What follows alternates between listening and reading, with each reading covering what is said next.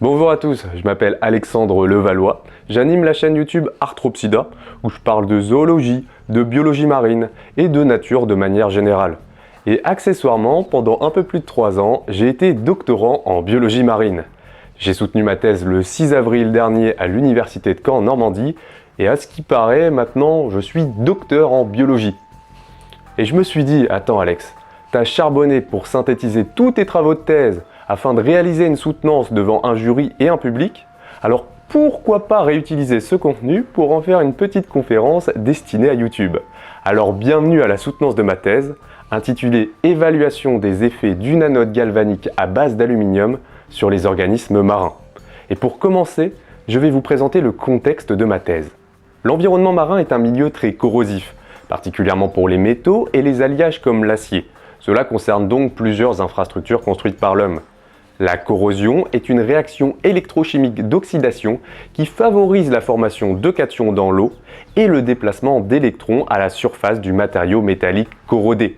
Et lorsque des structures métalliques sont immergées dans l'eau sans protection pour une durée prolongée, elles subissent une détérioration progressive ainsi qu'une perte de résistance, ce qui entraîne à long terme un coût économique non négligeable.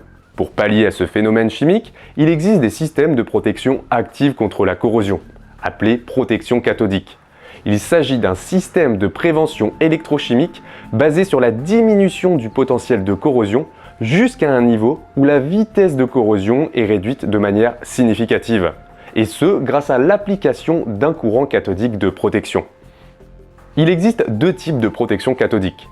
La protection cathodique par courant imposé, qui implique l'application d'un courant externe, via un générateur de courant continu, entre l'ouvrage à protéger et une ou des anodes auxiliaires. Ces anodes peuvent être constituées d'acier ou de matériaux semi-inertes, comme le graphite ou la magnétite, ou bien de matériaux complètement inertes, comme le titane platiné. Et l'autre type de protection cathodique, c'est la protection cathodique par anode galvanique, qui implique des anodes faites d'un alliage métallique dont le potentiel électrochimique est inférieur à celui du métal à protéger. Le potentiel des métaux de l'anode tend à augmenter, tandis que le potentiel du matériau métallique à protéger tend à diminuer, ce qui permet d'abaisser la vitesse de corrosion. Et ici, il n'y a pas de source de courant externe, et c'est ce type de protection qui va nous intéresser. Les alliages métalliques des anodes galvaniques sont majoritairement constitués d'un métal, qui peut être l'aluminium, le magnésium ou le zinc, ainsi que d'autres métaux à l'état de trace, comme l'indium, le cuivre ou le fer. Et parmi ces métaux, certains sont considérés comme toxicologiquement importants pour les organismes marins. Pour fonctionner, l'anode galvanique est délibérément forcée de se corroder. Elle se dissout, se sacrifie, subit une oxydation et libère divers éléments sous forme d'ions ou d'oxyhydroxyde dans l'environnement marin. Tenez, prenons l'exemple d'une anode galvanique à base d'aluminium, qui est placée sur la coque d'un bateau qui elle est faite d'acier. Pour rappel, l'acier est un alliage à base de fer. Eh bien l'aluminium, ayant un potentiel électrochimique inférieur à celui du fer, c'est lui qui va jouer le rôle d'anode, tandis que le fer va jouer le rôle de cathode. Ce n'est donc plus la coque du bateau qui va se corroder et perdre de la matière, mais bien notre anode galvanique à base d'aluminium. Ce phénomène chimique est très bien illustré sur la photo que vous avez ici, avec à gauche une anode galvanique neuve et à droite une anode galvanique déjà bien corrodée. Mais il y a bien une question qu'on est en droit de se poser. Les métaux libérés par les anodes galvaniques ont-ils un impact sur les écosystèmes marins? Il faut savoir qu'on utilise les anodes galvaniques sur tout type de structures métalliques immergées en mer. Les coques et hélices de bateaux, les infrastructures portuaires, les canalisations, les plateformes pétrolières, ainsi que dans le cadre des énergies marines renouvelables, notamment pour protéger le mât des éoliennes offshore. En effet, dans le contexte de la transition énergétique actuelle, l'accent a été mis sur l'installation croissante de parcs éoliens en mer. Vous pouvez constater cette croissance des dernières années sur le graphique ici présent. En 2017, ce sont le Royaume-Uni, le Danemark, l'Allemagne et les Pays-Bas qui abritaient 98% des parcs éoliens en mer, notamment en raison de la mer du Nord peu profonde et bien ventée. Mais la France rattrape son retard, avec plusieurs projets de parcs éoliens en mer, notamment certains dans le centre-est de la Manche, le parc de Courseulles-sur-Mer, celui du Tréport ou encore de Fécamp. Or, la mise en place de parcs éoliens implique des systèmes de protection contre la corrosion.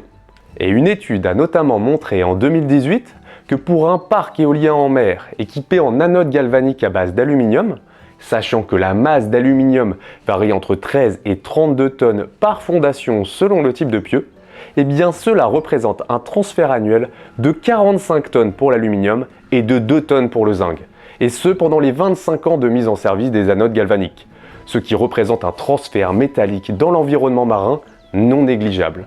Ce qui peut paraître surprenant, c'est que très peu d'études se sont intéressées à l'impact des anodes galvaniques sur les organismes et les écosystèmes marins.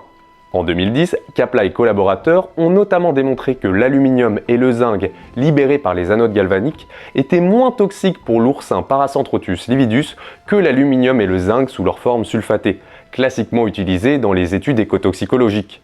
Ce qui démontre bien que l'utilisation de sel d'aluminium n'est pas la bonne solution dans l'étude de l'impact des anodes galvaniques.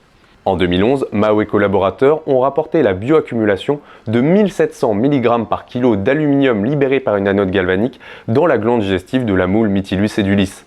En 2012, Motin et collaborateurs ont étudié l'impact des anodes galvaniques à base de zinc sur l'huître creuse Crassostrea gigas. Lors des expositions aiguës, ils ont rapporté une mortalité de 82% associée à une inhibition des paramètres immunitaires, tandis qu'une stimulation des paramètres immunitaires et aucune mortalité n'ont été constatées lors de l'exposition chronique. En 2020, Bell et collaborateurs ont réalisé plusieurs expositions aiguës chez divers organismes marins en réponse à une anode galvanique à base d'aluminium. Ils n'ont pas constaté d'impact chez la bactérie Alevibrio fischeri. Ils ont rapporté une inhibition de la croissance chez la Diatomephaeodactylum tricornotum, mais pour une concentration d'aluminium de 800 microgrammes par litre. Et pour l'amphipode Corophium volutateur, ils ont constaté une forte mortalité, mais pour une concentration nominale de 100 mg par litre d'aluminium, ce qui, on le verra, est bien supérieur aux maximums environnementaux. Enfin, très récemment, Barbarin a réalisé des études in situ, en milieu portuaire, et en laboratoire, sur l'impact d'une anode galvanique à base d'aluminium chez le pétoncle noir, Mimaclamis varia. In situ, il a été conclu qu'il était difficile d'attribuer les effets physiologiques observés spécifiquement aux anodes galvaniques, notamment en raison des nombreux facteurs confondants, comme les conditions météorologiques ou encore les autres activités portuaires. En laboratoire, pour des conditions dites représentatives de l'environnement, les auteurs n'ont pas constaté d'impact sur l'état de santé des pétoncles. En revanche, pour des conditions extrêmes, ils ont constaté une inhibition des paramètres immunitaires ainsi qu'une augmentation du stress oxydatif. Au regard de tous ces résultats, il apparaît nécessaire d'approfondir les connaissances sur l'impact des anodes galvaniques chez les organismes marins, et notamment en milieu contrôlé, afin de s'affranchir des nombreux facteurs confondants du terrain. Et c'est dans ce contexte qu'est né ce projet de thèse, les objectifs étant de caractériser l'impact d'une anode galvanique, dans notre cas à base d'aluminium, sur les écosystèmes marins et de déterminer les concentrations à partir desquelles les organismes présentent une sensibilité aux éléments traces métalliques libérés. Pour cela, plusieurs organismes appartenant à différents groupes taxonomiques et différents niveaux trophiques ont été sélectionnés afin de comparer leur sensibilité au cocktail de métaux libérés par l'anode galvanique. Oh, ça fait du bien, hein? Pas mal. Au total, des tests d'exposition ont été menés sur 9 espèces distinctes. 2 mollusques, avec en premier l'huître creuse, Crassostrea gigas, ou Magallana gigas pour les intimes, qui est un bivalve filtreur d'intérêt économique, sur lequel nous avons réalisé des expositions sur la phase larvaire et des adultes, ainsi qu'un autre mollusque, l'Ormo Aliotis tuberculata, qui lui est un gastéropode brouteur, sur lequel nous avons réalisé des expositions chez les juvéniles et les adultes. Nous avons également étudié l'impact sur le phytoplancton. Le terme phytoplancton n'a pas de réelle valeur phylogénétique. En revanche, c'est un mot pratique pour désigner l'ensemble des organismes photosynthétiques microscopiques des eaux de surface, qui sont un élément important, un maillon essentiel des réseaux trophiques, d'où l'importance de l'étudier ici. Des premières investigations ont été menées sur 4 espèces d'intérêt écologique et ou économique. Une diatomée, Chaetoceros calcitrans, une chlorodendrale, Tetraselmis suecica, ainsi que 2 coccolithophores, Isochrysis galvana et Emiliana huxleyi. Nous avons également étudié l'impact sur 3 espèces de macroalgues présentes le long des côtes normandes, un autre compartiment important de la production primaire. Des premières investigations ont été menées sur l'algue brune Laminaria digitata, ainsi que les 2 algues rouges Palmaria palmata et Ceramium tenuicorne. Et enfin, nous avons regardé l'impact sur le microphytobenthos. Le microphytobenthos désigne l'ensemble des organismes photosynthétiques microscopiques benthiques qui se développent dans les premiers centimètres des sédiments éclairés et des substrats durs, n'apparaissant généralement que sous la forme d'un subtil biofilm verdâtre ou brunâtre. Ce sont principalement des diatomées et des cyanobactéries. Et c'est un compartiment abondant dans de nombreux habitats aquatiques, indispensable à l'apport d'énergie, notamment dans l'écosystème intertidal, grâce à la haute valeur nutritionnelle des diatomées. Pour toutes ces espèces, nous avons fait principalement 3 choses. Des mesures de bioaccumulation des métaux constitutifs de l'anode à l'intérieur des organismes, mais également des mesures de l'impact sur les traits de vie des organismes, comme la mortalité et la croissance, ainsi que l'étude d'une batterie de biomarqueurs reflétant les grandes fonctions physiologiques des organismes, par exemple l'immunité et la reproduction pour les mollusques, ou encore la photosynthèse pour les algues. Pour cette présentation, des choix ont dû être faits et je ne vous présenterai pas la totalité des résultats dans le détail. Pour la suite de la présentation, mon plan va s'articuler tel quel. Je vais tout d'abord vous présenter les différentes installations expérimentales mises en place lors de ces travaux de thèse. Je vous parlerai ensuite bioaccumulation des métaux chez les organismes. J'enchaînerai avec l'impact sur les traits de vie des organismes, puis l'impact sur la physiologie des organismes. Et enfin, je terminerai ma présentation avec une synthèse et des perspectives de recherche. Enchaînons donc avec les installations expérimentales. L'anode galvanique à base d'aluminium que nous avons utilisée au cours de ces 3 ans de thèse était composée majoritairement de 7 éléments. Bien entendu, l'aluminium à hauteur de 95%, suivi du zinc entre 2 et 6,5%, puis d'autres métaux à l'état de trace comme l'indium, le fer, le silicium, le manganèse et le cuivre. Et une des particularités de ces travaux est que nous avons fait le choix dès le début de la thèse de mettre en place un dispositif expérimental simulant la dissolution d'une anode galvanique dans le milieu marin. Notre dispositif était équipé d'une contre-électrode, d'une électrode de référence et bien entendu d'une anode galvanique à base d'aluminium. L'ensemble était connecté électriquement à un galvanostat sur une intensité de 200 mA afin d'accélérer la dissolution de l'anode galvanique. Et celle-ci était placée dans un grand bac rempli d'eau de mer dont le brassage était assuré par un diffuseur d'air. Tout au long de la thèse, ce dispositif nous a permis de produire une grande quantité d'eau contaminée, avec des gros volumes et une forte concentration en métaux, de l'ordre de 10 mg par litre pour l'aluminium et de 500 microgrammes par litre pour le zinc. Et c'est à partir de cette solution concentrée que nous avons effectué toutes les dilutions pour les différentes expositions. Tout simplement en prenant de l'eau contaminée et en la diluant avec une eau non contaminée. Mais restait à savoir quelle concentration cibler lors de nos expositions. Le tableau que vous avez ici à gauche rassemble les données de concentration d'aluminium mesurées dans les eaux côtières et en plein océan. De manière générale, dans les eaux côtières, elles ne dépassent pas 10 microgrammes par litre, tandis qu'elles sont systématiquement plus faibles en plein océan. En revanche, dans le tableau que vous avez ici à droite, sont présentées les concentrations d'aluminium mesurées sur des sites anthropisés, soumis à l'impact de l'homme.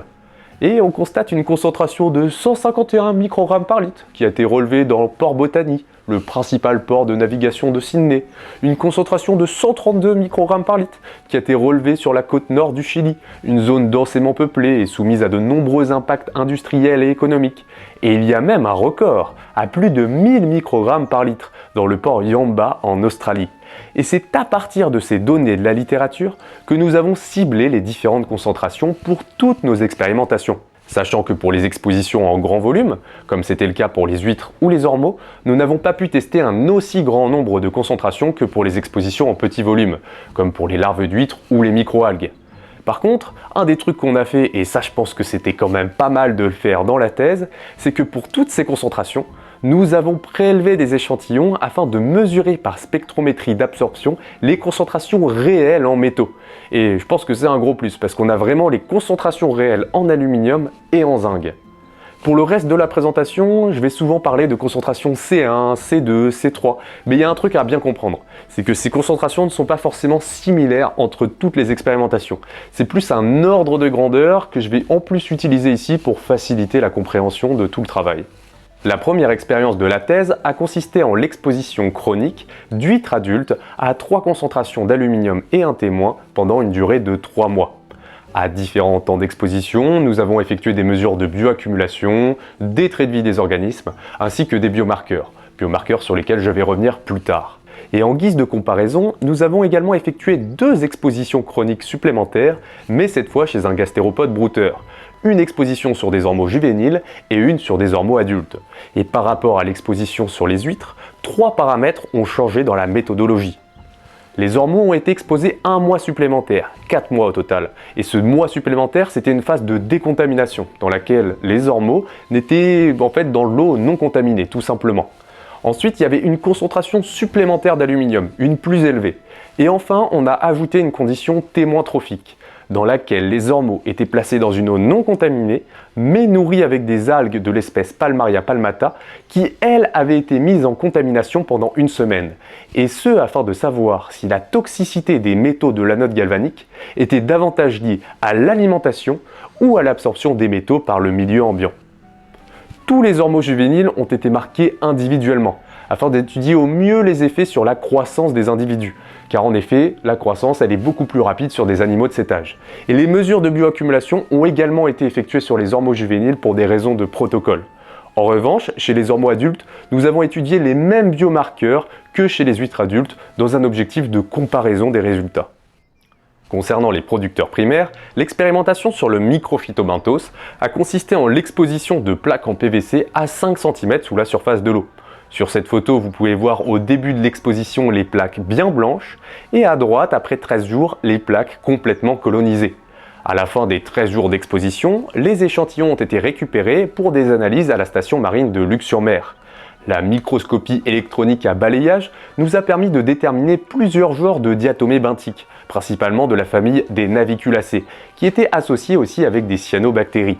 De plus, nous nous sommes intéressés à plusieurs biomarqueurs, encore une fois la bioaccumulation des métaux, mais également la teneur en chlorophylle, qui est un proxy de la biomasse, ainsi que la teneur en EPS, les substances polymériques extracellulaires, qui sont importantes pour l'adhésion des cellules au substrat.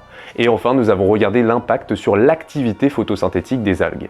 Je vais maintenant vous parler de la bioaccumulation des métaux libérés par l'anode galvanique chez les organismes marins.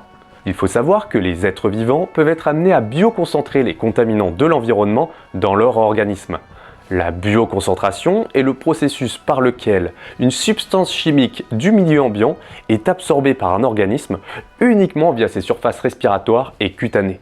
À côté de ça, on emploie le terme de bioaccumulation pour inclure toutes les autres voies d'exposition, et notamment l'alimentation.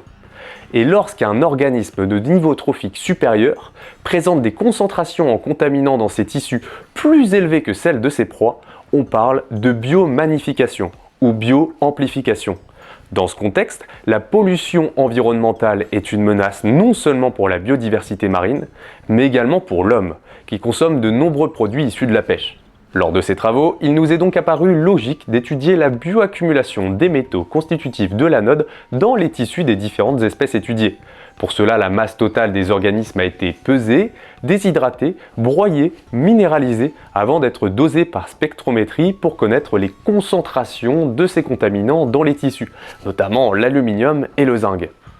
Ces 2 graphiques présentent les cinétiques de bioaccumulation de l'aluminium à gauche et du zinc à droite chez l'huître creuse Crassostrea gigas au cours des 3 mois d'exposition. Les autres éléments toxicologiquement importants constitutifs de l'anode, comme le cuivre ou le fer, n'ont pas été détectés de manière significative dans les tissus et ne sont donc pas présentés ici. Ce qu'on peut remarquer en premier, c'est que les concentrations basales en aluminium et en zinc sont légèrement différentes quand même.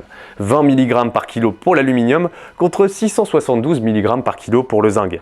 Et après seulement 24 heures d'exposition, on constate une augmentation significative des concentrations en aluminium dans les tissus des huîtres des conditions C2 et C3, plus élevée d'un facteur 7 pour les huîtres de la condition C3. L'enrichissement en aluminium s'est fait très rapidement et a atteint son maximum après ce premier jour d'exposition. On observe ensuite une diminution de la concentration en aluminium dans les tissus pendant environ 1 mois, suivie d'une augmentation après 47 jours d'exposition, ce qui semble indiquer que l'aluminium a été régulé par les huîtres. Le profil du zinc est totalement différent, car l'enrichissement dans les tissus des huîtres a été progressif au cours des 3 mois d'exposition, et aucun équilibre n'a été atteint à la fin de l'expérimentation. Le facteur d'enrichissement était de 2,6 pour les huîtres de la condition C3 par rapport aux huîtres témoins à la fin de l'expérimentation. Et ici, les teneurs en zinc sont comparables avec celles d'huîtres prélevées sur des sites pollués de la côte sud espagnole. Comparons maintenant les cinétiques de bioaccumulation de l'aluminium entre nos deux mollusques, avec à gauche l'huître creuse et à droite l'ormeau. Sachant que le graphique que vous avez à gauche est le même que celui présenté précédemment, mais l'échelle en ordonnée a été normalisée, afin de faciliter la comparaison des résultats. Ce que l'on peut déjà constater, c'est que les teneurs basales en aluminium au début de l'exposition sont quand même assez proches, 20 et 33 mg par kilo. En revanche, on constate que l'ormeau a beaucoup plus bioaccumulé l'aluminium par rapport à l'huître. Pour la condition C3, qui est à peu près équivalente entre les deux expérimentations, l'ormeau a bioaccumulé 980 mg par kilo d'aluminium, contre à peine 50 chez l'huître, 53 pour être plus précis, et ce pour un même temps d'exposition d'une trentaine de jours, ce qui fait un facteur 18 de différence entre les deux espèces. Après 2 mois d'exposition, le facteur d'enrichissement des ormeaux de la condition C4 était de 48 par rapport aux ormeaux de la condition témoin. En revanche, comme pour l'huître, les niveaux d'aluminium n'ont que peu varié dans les tissus des ormeaux au cours de l'exposition, ce qui suggère un équilibre entre les processus d'entrée et de détoxification de l'aluminium. Les ormeaux ont été en mesure de réguler cet aluminium. De plus, on constate qu'après la phase de décontamination, les concentrations d'aluminium dans les ormeaux ont ensuite drastiquement chuté pour toutes les conditions, ce qui conforte cette hypothèse. Ce que vous voyez ici en vert clair, c'est les résultats de la condition témoin trophique. Et tout simplement, ça veut dire que l'alimentation ne semble pas être la principale voie d'entrée de l'aluminium chez les ormeaux. Ceux-ci sont probablement plus impactés par la contamination de leur environnement, du milieu ambiant. Comparons maintenant les cinétiques de bioaccumulation du zinc entre les deux espèces. Les teneurs basales en zinc étaient plus élevées chez l'huître, 672 mg par kilo contre 195 chez l'ormeau. Et cette fois, on constate que notre gastéropode a bioaccumulé moins de zinc que le bivalve. En effet, les profils des deux espèces sont bien différents. Là où chez notre bivalve, il y avait un enrichissement progressif des teneurs en zinc dans les tissus, eh bien chez notre gastéropode, on observe une tendance à la baisse pour toutes les conditions, suggérant que les ormeaux ont régulé les niveaux de zinc dans leurs tissus. Le BCF, appelé facteur de bioconcentration, est utilisé ici pour faire la synthèse de tous les résultats relatifs à la bioaccumulation. Le BCF se définit comme le rapport entre la concentration du métal dans les tissus des organismes et la concentration du métal libre dans l'eau. Il est égal au rapport entre les constantes de cinétique d'absorption et d'épuration. Chez les huîtres, on constate que le BCF est beaucoup plus faible pour l'aluminium par rapport au zinc. Ce sont les huîtres qui ont préférentiellement bioaccumulé le zinc, tandis que l'aluminium a été préférentiellement bioaccumulé par les ormeaux. Si on ajoute les producteurs primaires, c'est la macroalgue Palmaria palmata qui a bioaccumulé le plus d'aluminium, avec le BCF le plus élevé. Pour les microalgues, Emiliana huxleyi et Isochrysis galvana présentent les BCF les plus élevés et les profils les plus proches. Et d'ailleurs, ce sont toutes les deux des coccolithophores. Et ça reflète quelque chose, notamment la différence de sensibilité du phytoplancton observée dans la littérature qui est dépendante du groupe taxonomique. Et au regard de nos résultats, il semble que ce soit la diatomée Chaetoceros calcitrans et les huîtres qui ont bioaccumulé le moins l'aluminium, tandis que la macroalgue Palmaria palmata a bioaccumulé le plus d'aluminium. Nous allons maintenant nous intéresser à l'impact des métaux libérés par l'anode galvanique sur les traits de vie des organismes. Et le premier biomarqueur auquel nous nous sommes intéressés chez les mollusques était tout simplement la mortalité. Pour la condition témoin, le pourcentage de mortalité a varié entre 3 et 4% pour les 3 expositions, ce qui est une valeur normale pour une structure d'élevage. Chez les huîtres adultes, nous n'avons pas enregistré de différence par rapport à la plus forte concentration d'aluminium testée, de 300 microgrammes par litre. Chez les ormeaux juvéniles, la mortalité a atteint 57% pour les individus exposés à la plus forte concentration d'exposition, qui était de plus de 1000 microgrammes par litre. Tandis que pour les ormeaux adultes, la mortalité a atteint 9% pour les individus exposés à la plus forte concentration testée, qui était de plus de 3000 microgrammes par litre d'aluminium. Afin d'explorer l'impact des anodes galvaniques sur d'autres phases du cycle de vie des mollusques, nous avons également effectué un test d'embryotoxicité chez l'huître creuse. Après stimulation thermique des géniteurs, les gamètes mâles et femelles ont été récupérés pour effectuer des fécondations.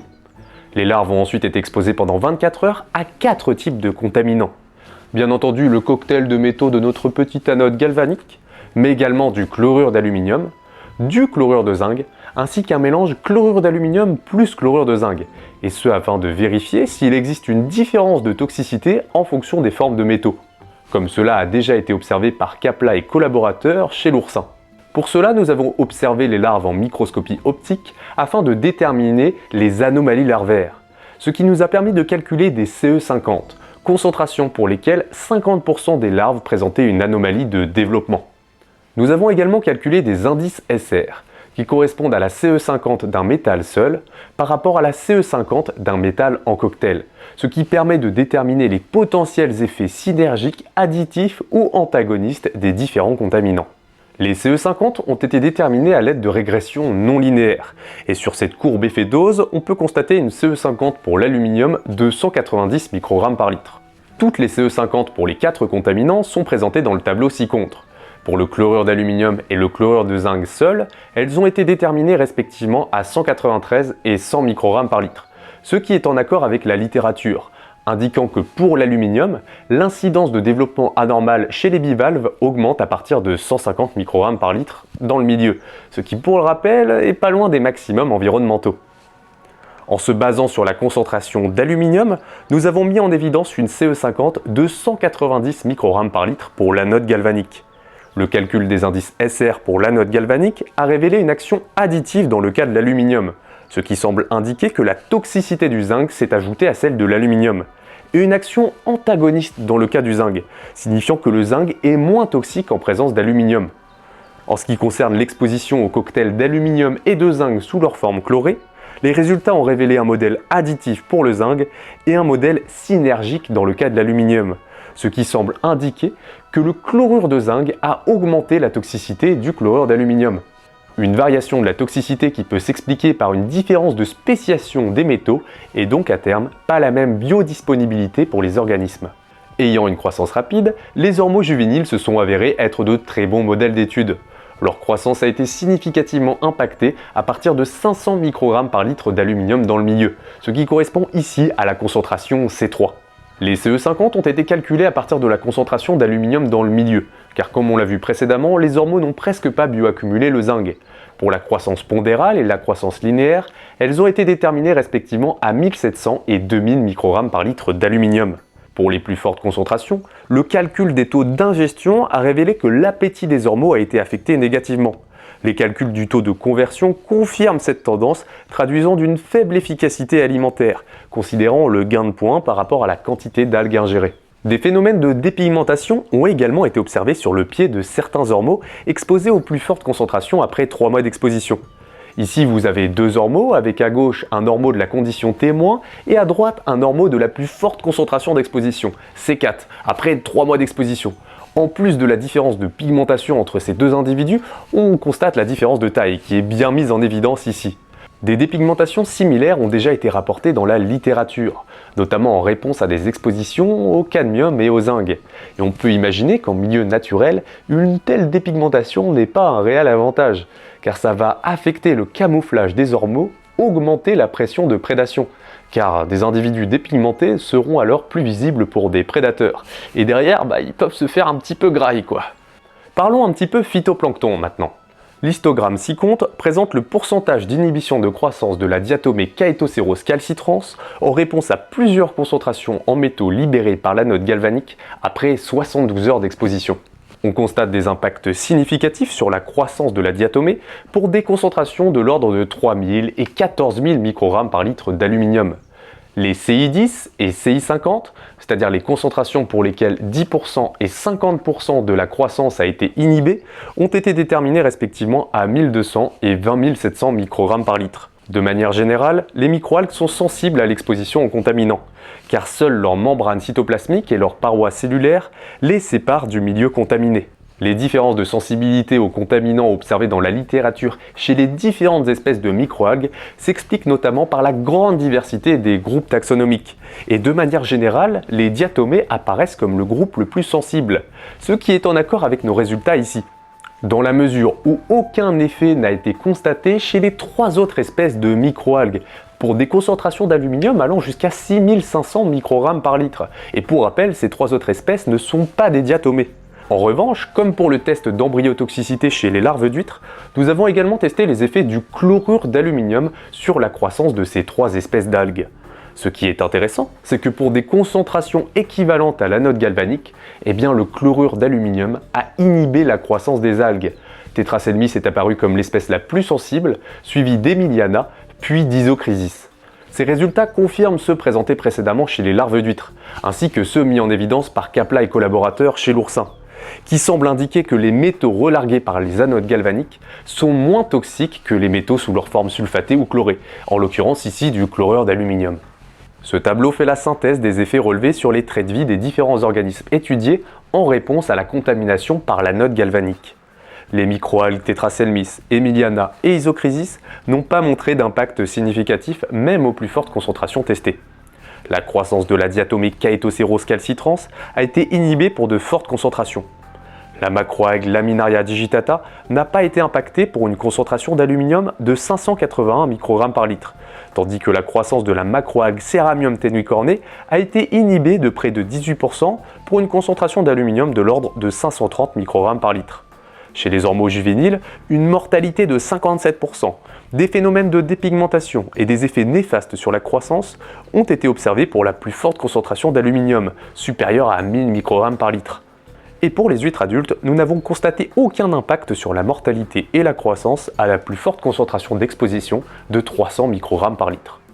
Je vais maintenant vous présenter l'impact des métaux libérés par l'anode galvanique sur la physiologie des organismes. Chez les mollusques, plusieurs biomarqueurs physiologiques ont été étudiés. Après dissection des animaux, différents organes et tissus ont été prélevés pour effectuer des dosages. Nous avons mesuré les concentrations en glycogène dans les tissus. Le glycogène constitue une des principales réserves énergétiques chez les mollusques. Nous avons également dosé le malondialdéhyde, appelé MDA, dans les branchies et la glande digestive. C'est un marqueur de la peroxydation lipidique qui constitue un biomarqueur de stress oxydatif classiquement utilisé chez les mollusques dans la littérature. Et enfin, nous avons dosé l'indice Brix dans l'hémolymphe des mollusques, qui selon certains auteurs est un indicateur fiable de l'état nutritionnel des individus. Mais ici, je vais uniquement vous présenter les résultats relatifs au glycogène. Si on compare les cinétiques entre les deux mollusques, on constate une tendance générale à la baisse des teneurs en glycogène chez les huîtres, exposées aux plus fortes concentrations en métaux, malgré l'absence d'impact significatif. Et à titre de comparaison, chez les ormeaux, après 2 mois d'exposition, les niveaux de glycogène ont augmenté dans toutes les conditions, sauf pour la condition C4. Puis après 3 mois d'exposition, tenez-vous bien, la teneur en glycogène des ormeaux de la condition C4 a été multipliée par 20, et ce en l'espace de seulement 1 mois. Les niveaux de glycogène se sont ensuite stabilisés pour toutes les conditions pendant la phase de décontamination. Et ces résultats de la teneur en glycogène sont à mettre en relation avec un autre biomarqueur. En effet, une coupe transversale a été réalisée dans la masse viscérale des huîtres et des ormeaux pour permettre des analyses histologiques dans l'objectif de déterminer les stades de gamétogenèse des individus en réalisant des observations microscopiques pour étudier l'impact sur la reproduction. Un indice de maturité sexuelle, le MGI, a ensuite été calculé pour chaque condition et durée d'exposition. Il correspond à un code numérique qui traduit de l'avancement de la gamétogenèse et permet de suivre les changements cycliques des tissus reproducteurs pour l'ensemble des individus d'une condition.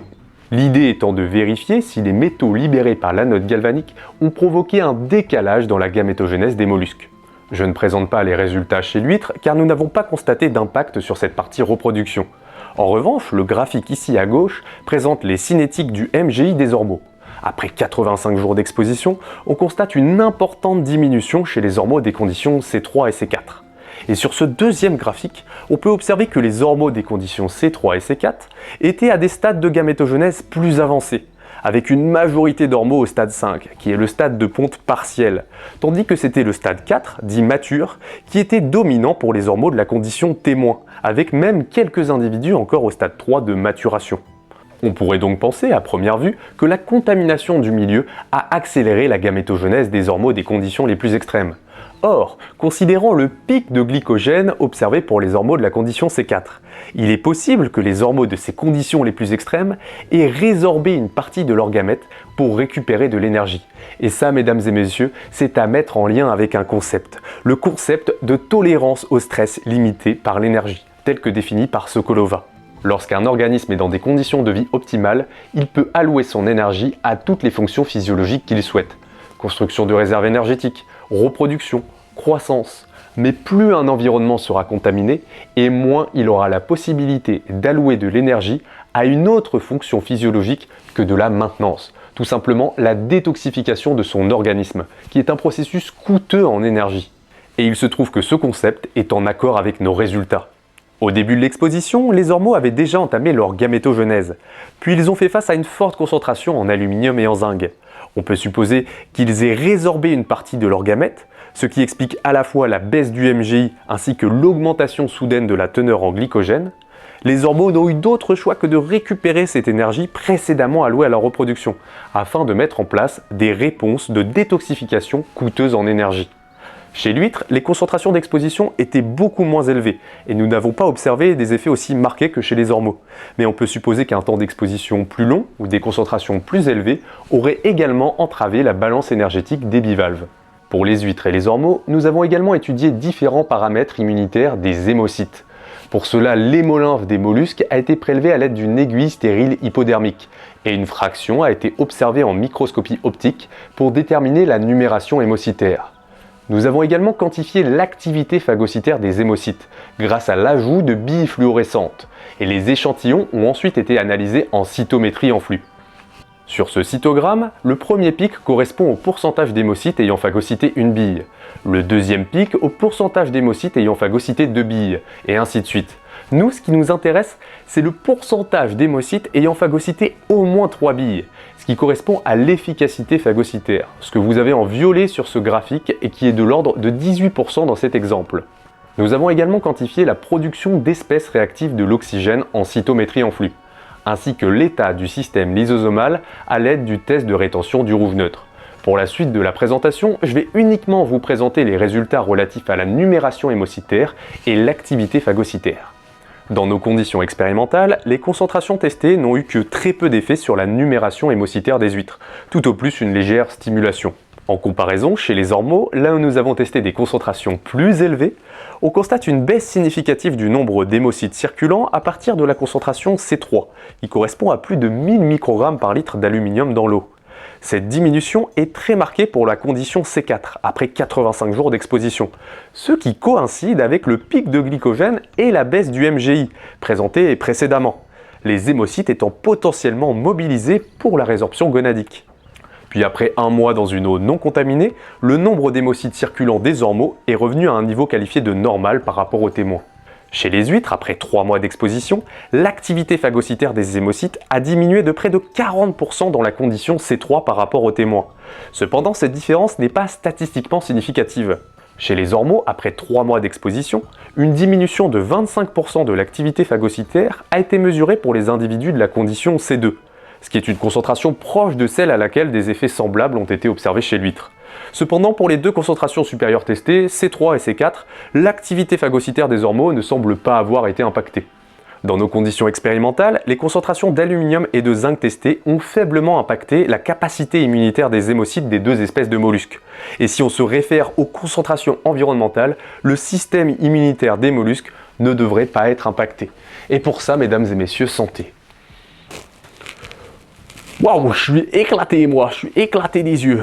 Je vais maintenant me concentrer sur les biomarqueurs physiologiques étudiés chez les producteurs primaires, et notamment la photosynthèse.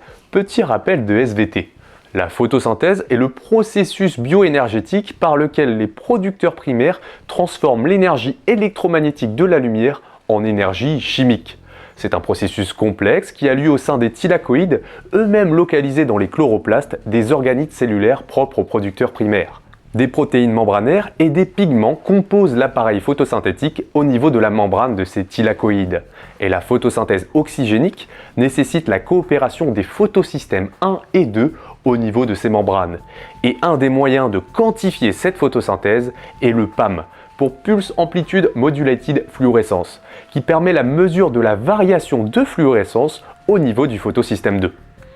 Le PAM nous permet de mesurer divers indicateurs photosynthétiques, comme par exemple le FV sur FM, également appelé rendement quantique maximal du photosystème 2, qui correspond à la proportion d'énergie absorbée sous forme de photons qui est réellement transmise sous forme d'électrons. C'est un indicateur d'état physiologique global des organismes photosynthétiques et de leur acclimatation à l'environnement. Le PAM nous permet également de tracer des courbes production-énergie, permettant par la suite de déterminer d'autres indicateurs photosynthétiques, comme par exemple le ETR2 max, un indicateur de capacité maximale de production d'électrons, ou encore alpha, un indicateur d'efficacité photosynthétique. On va maintenant s'intéresser aux résultats de l'exposition réalisée sur le microphytobenthos. Tous les indicateurs que je vais vous présenter sont rapportés à la concentration en aluminium bioaccumulé dans les cellules. La condition témoin correspond au rond blanc. La plus faible concentration d'exposition, C1, de 31 microgrammes par litre au rond gris clair, et la plus forte condition, C3, de 210 microgrammes par litre au rond gris foncé. Ici, sur ce premier graphique, nous avons la teneur en chlorophylle, pour rappel un proxy de la biomasse. Et on voit ici sur ce premier graphique qu'elle est affectée négativement, particulièrement pour la plus forte concentration d'exposition. Ici, nous avons sigma, un indicateur de la taille des antennes du photosystème 2, où un sigma plus élevé indique une antenne plus grande, capable d'une plus grande efficacité d'absorption de la lumière, typique des organismes acclimatés à une faible luminosité. Or ici, on constate une diminution importante de sigma pour les biofilms qui ont incorporé l'aluminium. Ce dernier semble avoir des conséquences sur la photobiologie du microphytobenthos, en induisant une réorganisation des antennes du photosystème 2, ce qu'on observe dès la condition C1. Cette modification structurelle peut expliquer que les espèces composant le microphytobenthos n'ont pas été en mesure d'effectuer la photosynthèse correctement, ce qui se traduit par un ETR2 max relativement faible, pour rappel un indicateur de la capacité maximale de production. Ceci est également confirmé par la forte diminution de EK qui souligne les conséquences sur la photoacclimatation des cellules. Cette plus faible productivité peut également expliquer la diminution importante du FV sur FM, pour rappel l'indicateur de l'état physiologique global, qui chute drastiquement dès la condition C1, pour rappel 31 microgrammes par litre d'aluminium. Xi et collaborateurs ont déjà démontré que les métaux pouvaient affecter la photosynthèse des algues, notamment en diminuant le taux de transport des électrons. Et ici, dans nos conditions expérimentales, en considérant les concentrations environnementales d'aluminium déjà mesurées pour des zones de faible hydrodynamisme, on peut supposer que les anodes galvaniques peuvent être problématiques pour le développement du microphytobenthos des substrats durs. Il commence à faire tard, hein. C'est pas tout ça, mais à la base, moi je soutiens demain. Là, on est le 5 avril au soir, donc demain, devant tout le monde, devant tout le jury. Du coup, on va directement enchaîner sur ce tableau qui fait la synthèse des effets relevés sur la physiologie des différents organismes étudiés. La plupart des producteurs primaires n'ont montré aucun impact sur la photosynthèse, même aux plus fortes concentrations testées.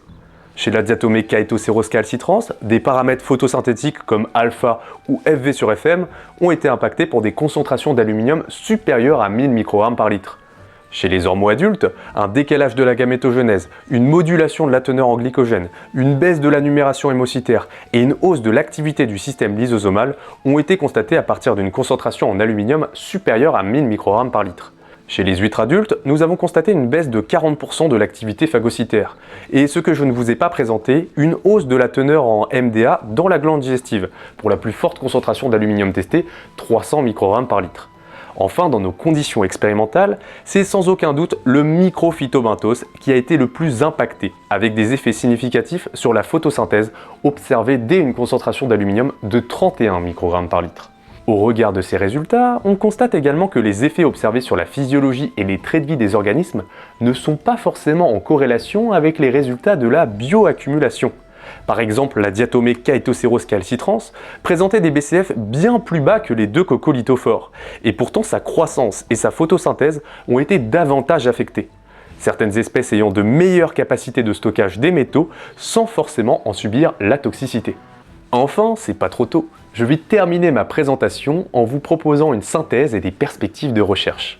Pour résumer les différents résultats obtenus dans nos conditions expérimentales. Le microphytobenthos est apparu comme le modèle d'étude le plus sensible, avec des effets observés dès 31 microgrammes par litre, suivi des larves d'huîtres pour qui la concentration minimale ayant provoqué des effets était de l'ordre de 175 microgrammes par litre. Après ça, il est difficile de classer les huîtres adultes des ormeaux. La sensibilité des biomarqueurs étudiés n'était pas la même entre les deux mollusques, et différents effets ont pu être observés entre 300 et 1000 microgrammes par litre. Ensuite, pour le reste des organismes photosynthétiques, c'est certainement la macroalgue Ceramium tenuicorne qui a présenté la plus grande sensibilité, suivie de la diatomée Chaetoceros calcitrans et de la microalgue Tetraselmis suecica. Les autres macroalgues et microalgues n'ont présenté aucun signe d'impact physiologique, même aux plus fortes concentrations testées. Pour rappel, d'après les données de la littérature, les concentrations environnementales dans les zones côtières contaminées atteignent 150 microgrammes par litre. Dans un écosystème marin, un substrat dur permet l'implantation d'espèces fixes et benthiques, des crustacés, il y en a un derrière moi là, mais bon, lui il est d'eau douce, ainsi que des mollusques, et aussi les différents producteurs primaires dont ils dépendent, notamment les macroalgues et le microphytobenthos qui sont à la base des réseaux trophiques des substrats durs. Or, dans nos conditions expérimentales, le microphytobenthos pourrait être impacté par le cocktail de métaux libérés par l'anode galvanique pour une concentration réaliste d'un point de vue environnemental, et notamment pour les milieux fortement impactés par les activités humaines. Si ce compartiment est impacté, cela pourrait se répercuter sur les nombreuses espèces qui dépendent de cette source alimentaire, en commençant par les jeunes ormeaux qui consomment ce type de biofilm au début de leur cycle de vie. Dans nos conditions expérimentales, les huîtres et les ormeaux adultes ne semblent pas avoir été impactés pour des concentrations dites réalistes d'un point de vue environnemental.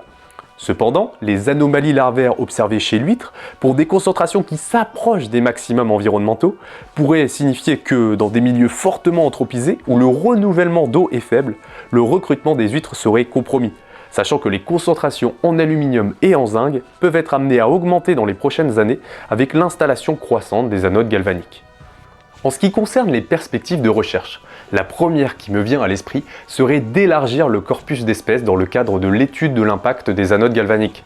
En effet, des groupes taxonomiques importants n'ont été que trop peu, voire pas du tout étudiés. Par exemple les poissons, les crustacés, les échinodermes ou encore les annélides.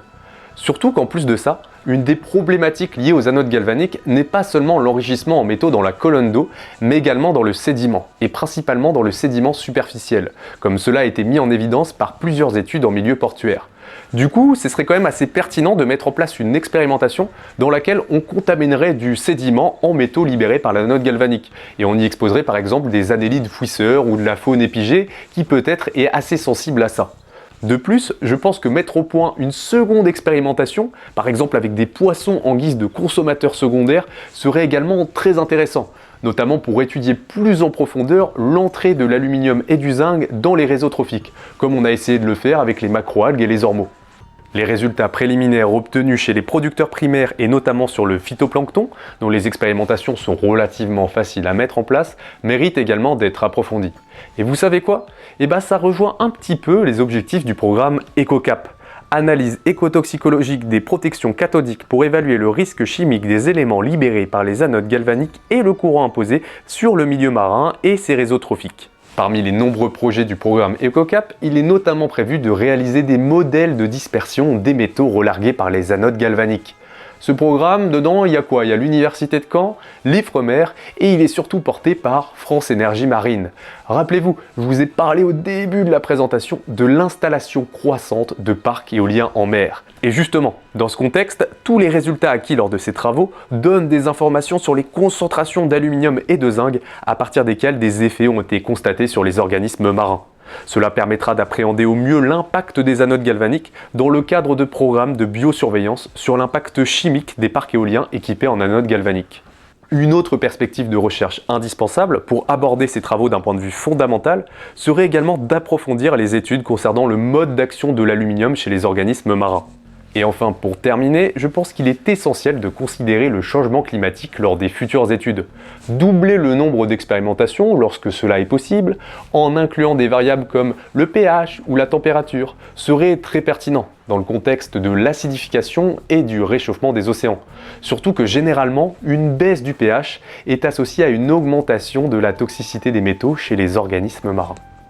Ces travaux ont fait l'objet de nombreuses collaborations, qui ont permis la réalisation de communications orales et affichées, ainsi que plusieurs publications scientifiques.